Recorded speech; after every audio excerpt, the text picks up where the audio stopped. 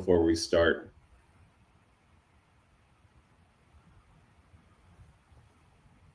All right, welcome everybody to today's LinkedIn live stream.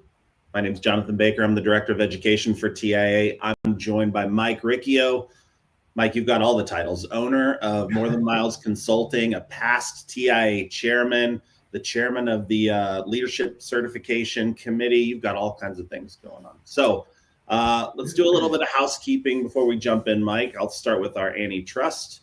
So discussion, comments, and presentations during TIA functions must not, 1, refer to any past, present, or future rates, prices, or anything related thereto. 2, include any reference to marketing strategies. 3, include any discussion of boycotts of any person, product, or firm. Or 4, inhibit any members' employees from discussing employment with other member companies. Things you hear during the meeting that are confidential and private to TIA should not be shared publicly without its prior consent or used against or in competition with TIA. All right, Mike, today we're talking about leadership. So I know we've got a lot to cover, so let's just jump right into it. Love that topic, and I'm really glad that you got to read the antitrust and I didn't have to. So you would think by now I would know that by heart, but job well done. Yeah, that goes for both of us, right? You'd think by now we'd just be able to spout it off the top of our heads, but here we are reading off the slides. So Mike, let's start with the big one. I know you were chairman during COVID and all the different things, so you've probably got a unique insight on this. What's changed about leadership in the brokerage industry in the last decade or so? Wow, I think leadership has changed a lot in many different ways in general, right? There's been so much change, not only in our industry, but really culturally, but specifically as it ties into 3PLs and the brokerage industry. Let's start right out with the big one. Is it's kind of moved from a gut decision-making process from your leadership to data-driven, right? Technology today, it's become a strategic weapon. You need to understand how to use it. You need to understand kind of what is sexy versus what is practical. It used to be, you had a phone book, you picked up the phone and you just dialed for dollars. Now there's dashboards and KPI and market data, out there. Every which way, and you're trying to cipher through it, and automation, right? And the buzzword of for everything is AI, and there's just so much technology today and so much data today, and you're trying to kind of find that right balance. I think really what's changed, Jonathan, is we're moving from relationships are always important. So, moving to that data-driven decision-making process when you're leading your company, and where's the right balance for your company? People have changed dramatically. I don't think that that's a surprise. I'm going to sound like an old guy, right? But today's when I was, when I was in the brokerage business, my boss who was my father-in-law, would tell you what to do, and you didn't ask why, you just did it. Right, you did what you were told. You didn't question it. Whether it was right or wrong. You didn't question it. And today, people want to know, why am I doing it? Right. So the workforce has changed. Right. Mm-hmm. They're not going to tolerate a boiler room type environment. Right. They will for a period of time, but then you're going to have a lot of turnover. That the people today, they want to be coached. They want a career path. I always talk about people who say to me, well, look, I run a small company. I don't have a lot of layers up. Okay, well, then how do we provide career enrichment, right? Through certifications such as the Freight Leadership Lab that the TIA is doing, or conferences or other certifications. There's all sorts of ways to provide, leadership and certifications. Used to be able to hire 100 kids and put them in a room with a phone book. That's just not going to, work today. I also think what's changed, Jonathan, is just the market. The market has changed. It's really compressed margins. I don't think that if anybody's listening is surprised by that. It's really forced from a leadership perspective, operational discipline. Right. You need to understand your cost to serve today. What's it cost you to cover a load? How are you, it's become more sophisticated, and, you need to understand how the numbers work within, your business. And it used to be, again, you just pick up the phone and start dialing and get the biggest bang for the buck. And that's not going to work. Mm-hmm.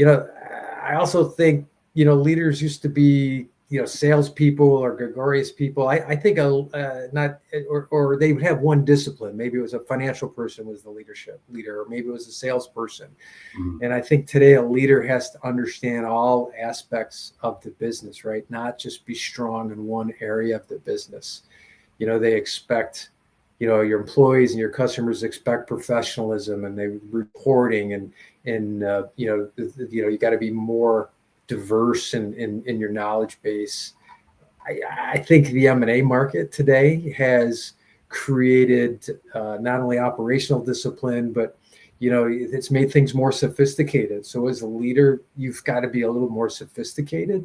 Mm-hmm. The private equity and strategic buyers, and so you've got to understand your financials. You've got to understand, how do I scale if that's what you want to do. You've got to understand structures and how they work within the system. And I think leadership has moved from just managing freight, to really to leading people. It's again finding that balance of hustle and understanding your gut and understanding the relationship, but how do you tie in your culture tied in with data, and the ability to grow and connect.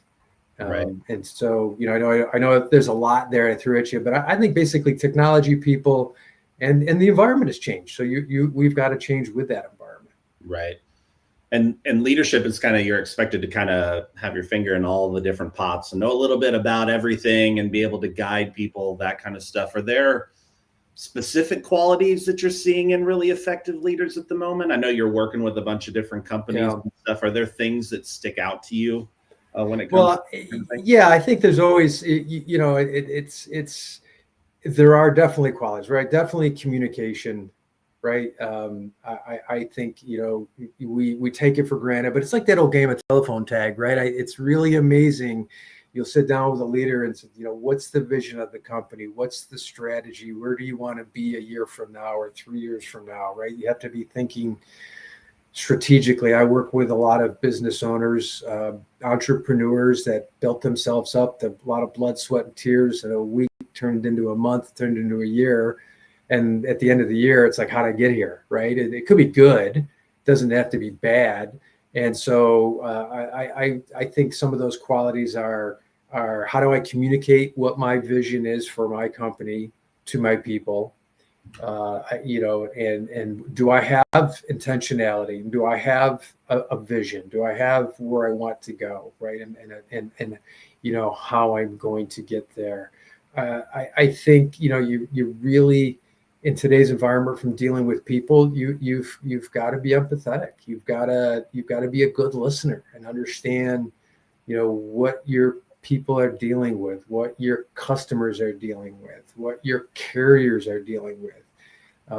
We've got to figure out ways to listen to those individuals and bridge the gap and find solutions and find what's going to work for all of them. So I think that, and again, I think if you don't have some of those traits, surrounding yourself with the right people and being humble enough to do that and recognize, hey, I don't have it all figured out.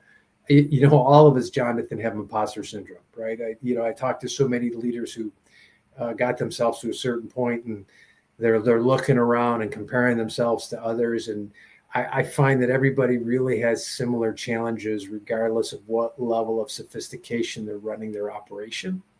And so it's a matter of, okay, know what you know, and then be willing to surround yourself with individuals that are gonna complement maybe where you're weaker in other areas, right? And I always go back to my previous life. It was a family-owned business, and I worked with my 3 brother-in-laws and my wife, and each one of us had our areas of strength. And don't get me wrong, there were times we clashed, but we recognized and appreciated what each other brought to the table. and why it was important, and we were better together than we were apart, right? So it wasn't always sitting around the bonfire singing, singing campfire songs, but we were together more than we were apart. And if you stop and recognize that, I think that's important. Yeah. In leaders today. Right. I mean, the imposter syndrome is interesting because we've talked about this a little bit with your committee, right? Like, a lot of people are really good at their jobs, and then they get promoted, and then they get promoted again, and then they get promoted again, and now they're in a leadership role, and they're like, wait, I never really got, any training on this part of it, right? Like leading people part, I should say. Right. And I was always really good at my job. So one of the things I know you and the committee are trying to tackle is how do we build that bench strength, like as people get promoted into these C-suite level positions. How do you think we intentionally do that kind of along the way? Like, what are some things that you've seen people do that's been successful? Well, to go back to your first comment, I see that all the time, right? We joke about it, right? And I was guilty of that in previous life, right? It's like we take a high performer, regardless of what area of the business they were in, and then we put them in a position of management or leading people with no training on how to do that, right? And we take for granted that everybody understands the intercommunication skills. Everybody understands what motivates people, right? Some people need a kick in the butt. Some people need a pat on the back, so it's always, or hey, look, come look over Susie's shoulder or Johnny's shoulder and watch what they do, because that's what you're going to be doing when they move out to their next role. And so I think part of it is starting early, right? You don't wait until someone's a manager to start training them and start providing them coaching.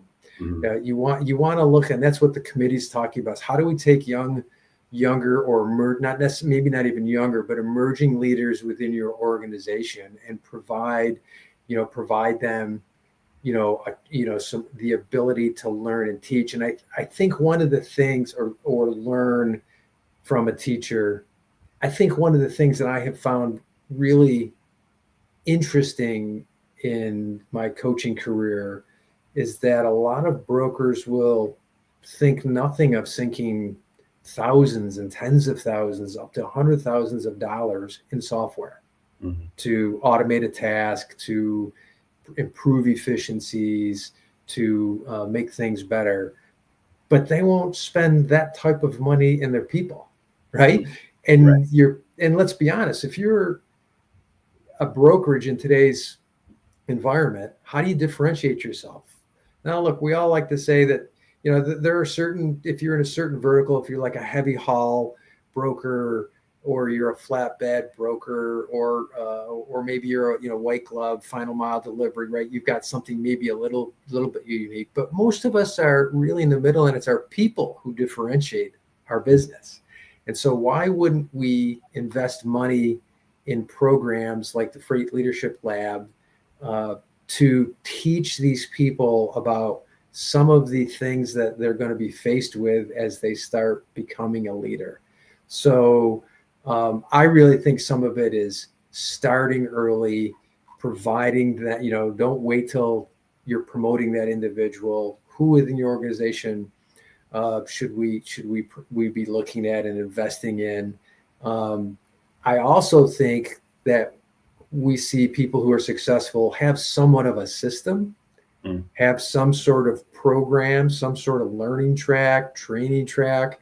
And a lot of people don't, and they're too embarrassed to tell other people that they don't, or they don't want to take the time to invest, because it takes some time to do that.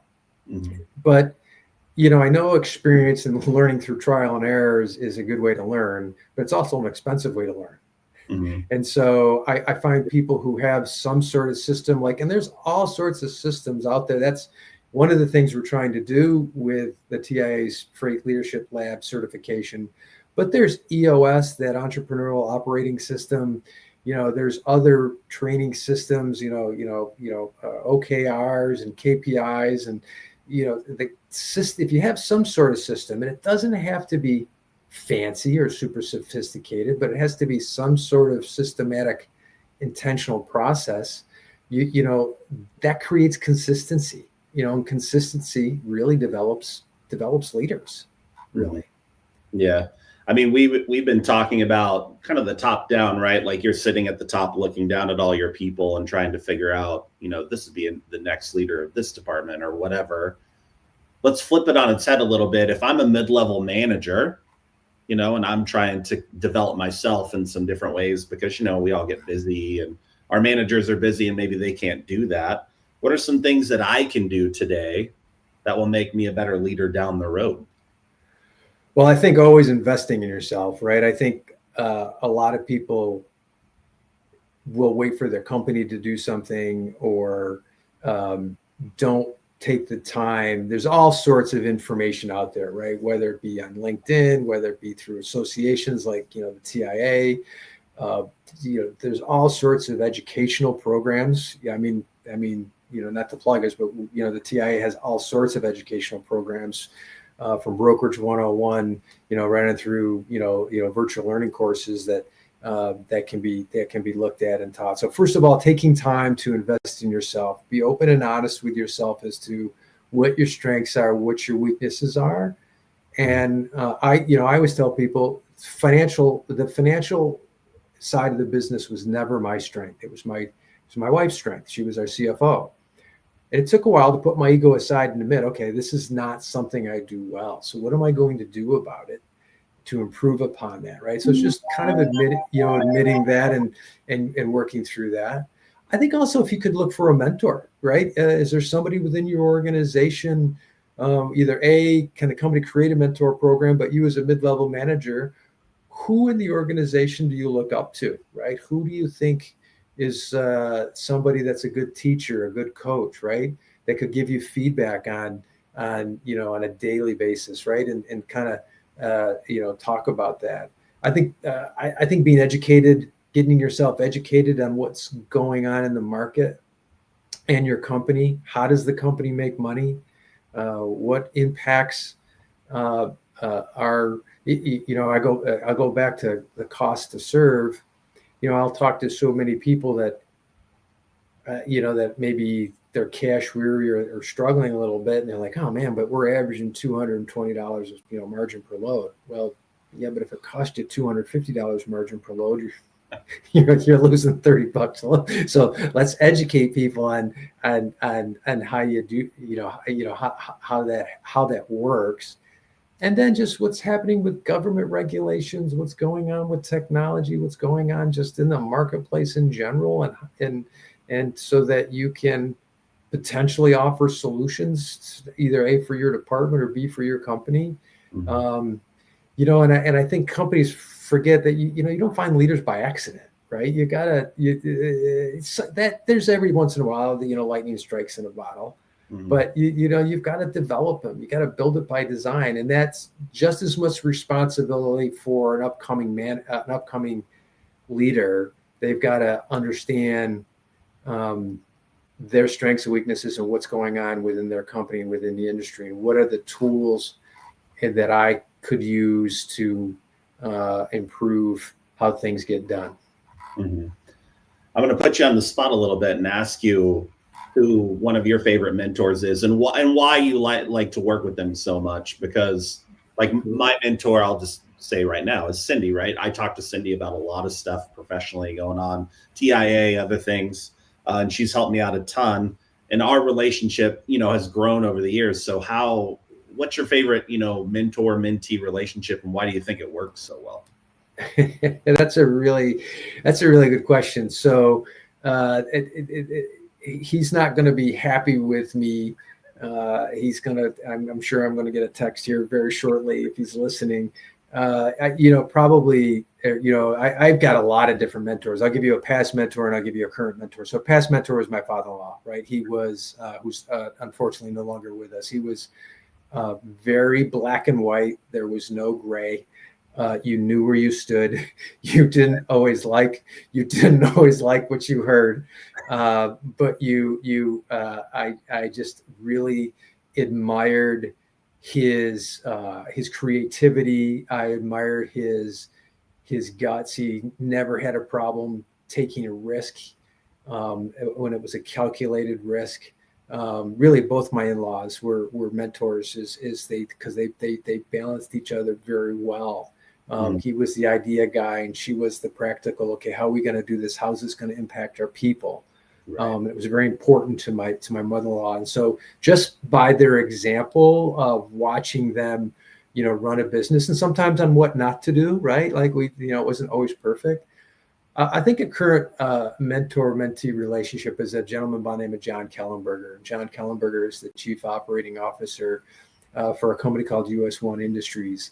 And although John is younger than me by about 15 years, it's really interesting to watch his mind work from a financial perspective and a deal making. John and I are partners in another entity. It's a small M&A firm. And just what makes it work is the couple things: the mutual respect, right? He will say to me, look, I don't understand. I don't come from the brokerage world. That's not what I do. You're the expert in that. And he'll defer to me, but he'll question me. I'll defer to him on just some of the financial sophisticated, some of the things that we're doing, and how the financial process works in a deal making, some of those deals that we're working through. That just is not my nature. It's not how my mind works. So I find it fascinating to have those conversations, but to go back to your question, I just think a lot of it is just that we complement each other in what we do when we're talking to these brokers that we're looking to acquire. Right. And there's that respect, and that open communication, and without it getting sideways and hair on fire. Right. And everybody always thinks it's like really hard to put together a mentorship program, like within a smaller company. It's just really matching people, like almost like you said, with personalities and things. You have to keep all that stuff in mind, but it's totally doable. And you mentioned a little bit earlier, TIA has all of this different education and all the things, and we're talking about leadership. And I know we're launching the Leadership Lab in April of 2026 at Capital Ideas. Right. You're one of the inaugural instructors. Can you tell us a little bit about what you and the committee have been working on, what you're putting together, that kind of stuff? Yeah, right. So it's been an interesting process, right? There's a pretty diverse mix of individuals on that committee, right? We have individuals who are professional educators on that committee. We have individuals who are CEOs or presidents and owners of their company and have practical experience. There's individuals on there who are handle learning and development for their companies. So we wanted a mix of people who are running businesses, people who are educators, and people who are educators within the industry in a specific company, helping grow that talent. And what we're doing, Jonathan, is we're going to kick it off at Capital Ideas in Phoenix. Right. So there's going to be 6 modules, 6 learning modules, and each module is going to be taught by a different instructor. And I get to partner with David Abel from AM Transport to an ethical leadership module that we're going to do. And what it's going to be is an instructor is going to do a 3-hour virtual class to the committee, or to the individuals who've signed up. And then there's going to be a second meeting each month where it's going to be self-taught by the students with one of the instructors on there to keep things going in a meaningful manner. And then after the 6 modules, we're going to give a capstone project to the group to work on. That's a real life version situation scenario that they're going to work on, and to present to the instructors as their solution for the challenge that we've given them, right? So we're gonna, one of the modules is going to be, basically the foundation building blocks of leadership and brokerage, right? Eileen Dabrowski from Apex Consulting is going to be teaching that class. She's got a lot of she's I believe has her master's in teaching and putting things together, and she's also worked in the industry, and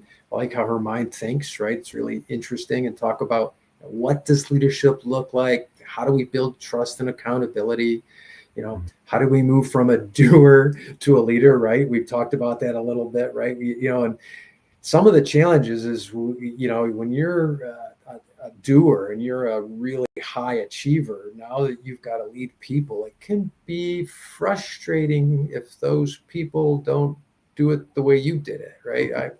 I always go back, Jonathan, to a story. I was in my mid 40s. I was handling the sales and marketing for a company. My in-laws were running the company, and my in-laws were getting ready to retire, and they had 4 children, and they weren't sure who they were going to give, who was going to get the CEO role. And so they brought in an outside consultant. And as the consultant was kind of interviewing us all, he looked at me and he said, well, who are you mentoring, and who are you, training to replace you? Mm-hmm. And I kind of laughed. I was like, I'm in my mid 40s. I'm going to be here till the day I die. I'm not going anywhere. What are you talking about? Right. And he says, and he kind of reminded me, he says, you have 2 challenges. He says, you have 2 problems that I see here. And I said, what are those problems? He said, you've had a few high achievers leave, right? Which I had a few high performers leave the company. And he said, the people who are left, I think you've created some learned helplessness. They're just checking the box. And, he's pretty direct, and which I was used to, right? With my father-in-law, I was like, okay, let's talk about that. He says, Mike, they come into your office and they say, hey, Mike, how should we do this? And you go, let's do this, and this, and off they go. Mm-hmm. And he says, you do that because you have done it before. It can get done quicker and it gets done the way you want it. He says, what happens is psychologically, these people they recognize that they don't have to be creative and find a solution. You're going to fix the problem for them. Mm-hmm. So he says, you're not develop anybody to come lead this department. And your high achievers are getting frustrated, or your high performers are getting frustrated and leaving. Mm-hmm. And, and Eileen's going to talk about, how to turn accident. It's not accidental to become a leader. It's intentional. How do you become intentional? And then Alex Fritz is going to talk a little bit. Alex is the CFO from NT Logistics. He's going to talk about how brokers make money. Right. And as we talked about, a lot of people don't understand how they make money. Mm-hmm. Right. And I think some people are scared to share that information with their employees, owners and leaders of companies. And I do feel there's a way to still share, how do we make money? How do we become more financially intelligent? How do we influence our cost to serve? And while still serving our customers, and what drives margin, really, right? How, it's not just getting more bang for your buck, right? Like, how do you take cost out of the system? We're going to talk about effective communication. I think, is Georgette doing that course? Yeah. So Georgette Hunter Franklin, who's in charge of learning and development at Mode, is going to be talking about that. Look, communication is everything in, brokerage, right? I think we take for granted what clear expectations look like, how do you handle conflict? I can tell you that I still have, I tease some people who know me from my younger years, I'm a recovering hothead. I need to communicate, it's a pressure. This job's got a lot of pressure, right? If you're working for a brokerage, you got a lot of pressure on you, regardless of what level you're at, especially today. So how do you communicate under pressure, right? And if you can't do that, you can't lead, mm-hmm. right? And I think that's, that's one of the modules. We're going to have another module about problem solving and decision making. I can't remember, is Daniel teaching that, or is so? Yeah. Daniel Ilg from Ilg Transport, he's the CEO of Ilg Transport, is going to be talking about that, right? And look, it's so fast and so chaotic today. That module is going to talk about how to stay calm when the wheels fall off, right? Right? How do you? And usually bad leadership traits come out when things get crazy. How do you slow down and think, logically and effectively, and how do you go from, I call it whack-a-mole, right? The mole pops up, you put that one down, then mole pops, you put that one down. How do we get more intentional and put a system, together, right? We're going to talk about coaching for results, and for the bottom line, and remind me who's going to be teaching that. I want to say Jim is doing that one. I think Professor Emeritus, Mr. Dr. Jim Kinney, who's been a long time, not only a friend of the TIA, but a long time educator in this space, a past professor of marketing, but he's been teaching in the logistics space for a long period of time, has a lot of experience, has been on the floor with many brokers, teaching them how to sell. He's going to talk about how, great leaders, you just don't manage freight, right? You develop people, right? And, and how do you develop and have one-on-one, coaching for success, and how do you involve KPIs, and how do you build a team that stays and grows and kind of wins, right? It gets challenging. And, he's going to have a lot of, practical experience, practical advice and input based on his years of teaching a lot of different brokers over the years, as well as, some of the courses that he has taught, for the association.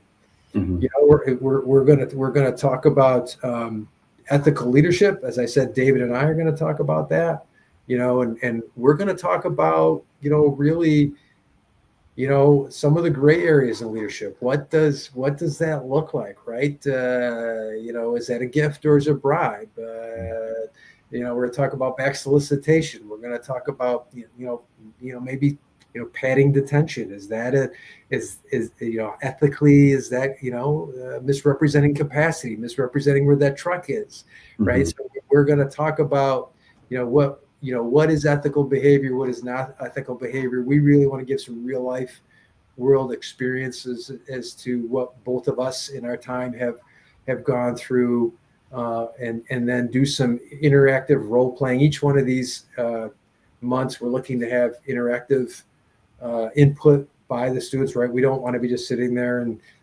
lecturing for 3 hours. We don't think that's productive for anybody. And then, provide these guys and gals some tools on how to deal with those situations, right? From a practicality standpoint. Yeah. And so long-wittedly, those are, when we're getting together now on a monthly basis, or actually a bi-weekly basis, and trying to gather, as I said, before, it's not just a educational course, it's an interactive learning course, taught by people who have lived it, who've been in it, who've been in those firefights, and understand, some of the challenges that, some of our members are facing with today. Right. And I know that you went over the schedule a little bit. So they're going to meet in person at Capital Ideas. And then over 4 or 5 months, they'll meet virtually, right? Once or twice a month, however it's broken up. And then they'll meet again to kind of go through their capstone with you guys in Houston at Technovations. Can you, I don't know, you don't want to give everything away, but can you talk a little bit about the discussions you've had with the committee on why the capstone was important? Because really what any good training does is you're taking this new skill that you're learning, right? Like I'm learning something new from you right now. How can I implement it in my day-to-day to, hone that skill over time? How would the capstone do that? Well, a couple things. So to go back to, why we thought it was so important, look, if somebody's going to invest in an employee to go through this certification program, we want that employee to come out with some real world tools and ideas and solutions on how to deal with some of these leadership challenges, right? And not just theory. And theory is good, but we really wanted, can we provide something practical for the individual taking the course so they can build their confidence in, when running a brokerage or running a department or running their business. Mm-hmm. And to show the individual, their boss or their owner, who made that commitment to invest in not only in the organization, in this class, but that the investment that they're making in this individual and their business. So, we want to take strong performers and turn them into real leaders. Mm-hmm. And we thought that the capstone would provide them a practical way to deal with a real world situation, to come up with real world solutions, and give them some experience that is maybe not going to create a financial problem, right? When you go back to your company, your decisions have an impact, and it could be financially. This is a practical way to get real world experience without getting hurt, or without hurting your company financially, or out hurting yourself, and you get it helps you develop your skills and your confidence and kind of your credibility to lead through some of those difficult times when they really happen. Mm-hmm.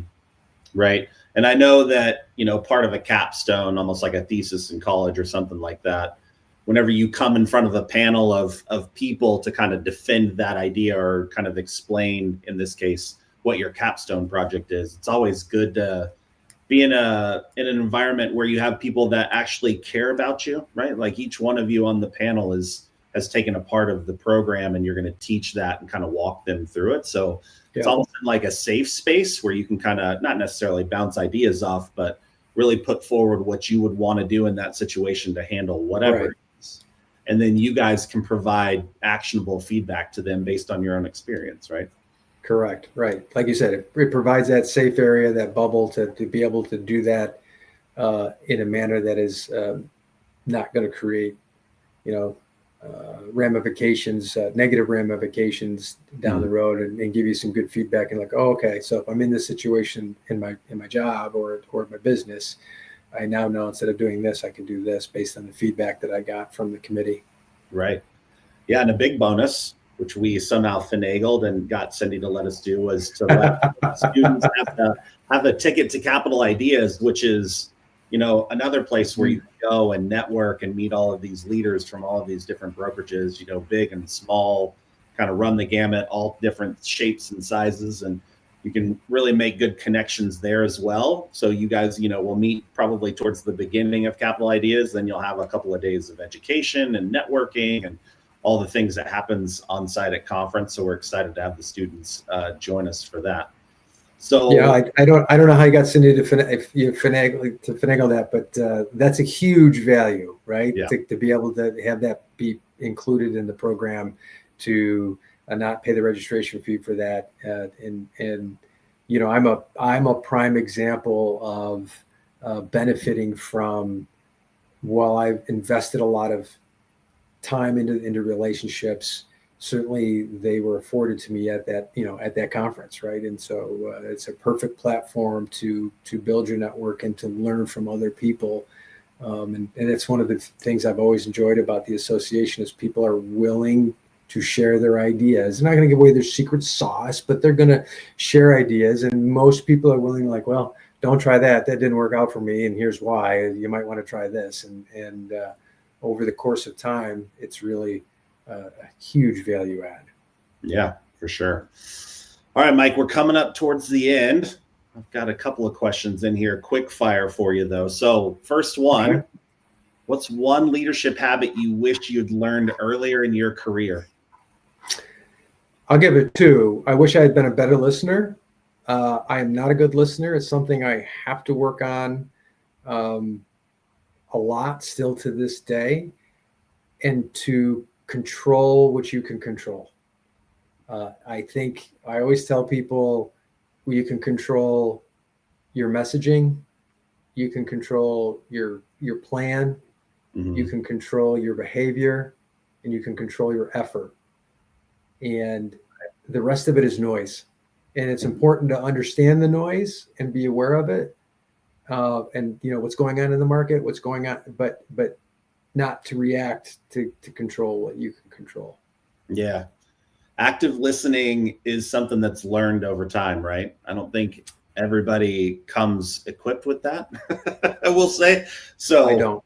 yeah, it's definitely something I'm the same, Mike. I have to like really, really work on it. It's very easy to get distracted by your phone and like other things while people are really trying to have like a direct conversation with you. And so active listening is a big one. And then your other one, control the controllables. That's another one. It's easy to gaslight yourself and get all upset about things you have absolutely no control over. Correct. Yeah, no doubt about it. No doubt about it.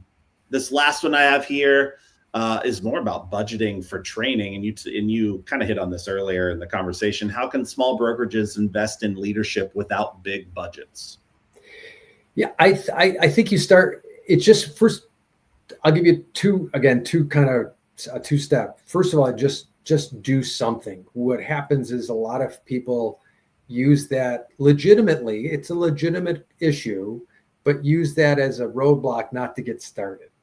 And I think if you want to start, you can Google leadership courses, and there is all sorts of courses out there and certifications out there, some of which are just like mini courses and free. So as simple as it sounds, I would pick a budget in your mind that you feel is appropriate for your business, whatever number that is.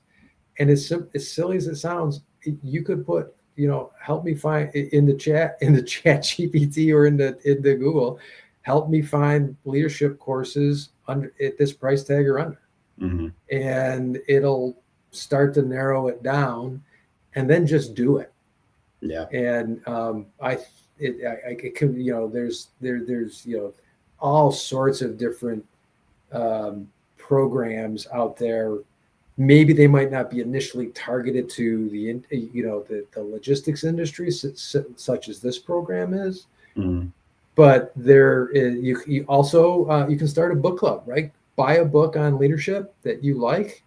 Have the individual individuals you're looking to train have them read a chapter, and then you sit down once a month or over whatever cadence that is to review that chapter and talk about what were some of the what were some of the initiatives that chapter talked about, and then have that individual or individuals go out and try to apply that to their job, and then the next month review, how did it go? So I think you could also do it internally, low budget, by grabbing a leadership book and having people read or listen if they prefer to listen versus read if they prefer that method, and then review it on a regular basis. I think that's a great simple way to invest in your people, and not only in their leadership skills, managing the skills, but time, and showing them that you're making the effort to try to learn something new.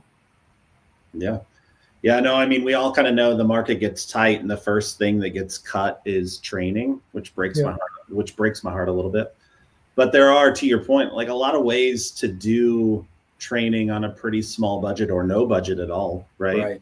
A lot of us do, like we do some HR stuff third party, and they have training materials. You can go out and it's all like part of the package. You just have to take the time to go and figure out, what do I want to take? When do I have time to take it? How can I build this into my schedule? That kind of stuff. I think it's more of almost on the front end, like you said, Mike, it's like a time investment, right? If you sit down and put together a plan of action, whatever it is, a quarter or over a year or 5 years, as long as you stick to it and have a pretty clear plan, it's a lot easier to stick to rather than just saying, well, we're really busy. So right. Like maybe we'll get to that next month or 6 months from now, or, and you keep kicking the can down the road. So all good points. We appreciate your time, Mike. Are there any calls to action or anything you want to leave people with, one little morsel of wisdom before we go? Well, call to action is, I would encourage you to sign up for the course, right? I would encourage you to look into the Freight Leadership Lab, that certification, what's it, information about that. I would, the other thing really is to take some time to invest in yourself or your company. Take some time to get intentional. it doesn't have to be super fancy and super over-engineered. Pick one thing and just do that one thing. And then when that's done, you do the next best thing. I think we all have a tendency to, like, when it comes to, our New Year's resolutions, right? You have 15 different resolutions, and by the third week of January, you're like, oh, so just pick one and make it small, make it doable, right? And just take that next step. So, but I would say to if you invest in yourself, take the time. A lot of people have no problem scrolling social media on their phones, right? If you spend an hour doing that, take 15 minutes to read a book. Take 15 minutes to read, or to read something on leadership, whether it be online or hard copy. Mm-hmm. I think we can overthink it. Don't overthink it. Just do it. All good points, Mike. I know we're having kind of a leadership live stream series over the next couple of months, so there'll be more conversations like this, the one that we just had with Mike, in the months to come. I know we've got one in December before the holidays, and then we're going to do some in January whenever we kick off 2026. If you are interested in joining us for the Freight Leadership Lab, or you just want to learn more about it, you can go to tianet.org/Freight Leadership Lab. That's all one word. It'll take you right to the page. You'll be able to see the schedule, who the instructors are, all the great stuff that Mike and the committee have put together for us. And then if you decide to join, we're excited to have you join us in Phoenix to see all of the hoopla around capital ideas. We do a lot of stuff at that meeting every year, and so we'd love to have everybody join us there as well. So with that, Mike, thank you again. I'm sure we'll have you back. Jonathan. Appreciate it. Here soon. Yep. And we will see you guys tomorrow at noon. I believe we have another live stream coming up with the Rail Committee, and they'll be talking about all things Union Pacific, I believe. So we will see you then. Thanks, everybody.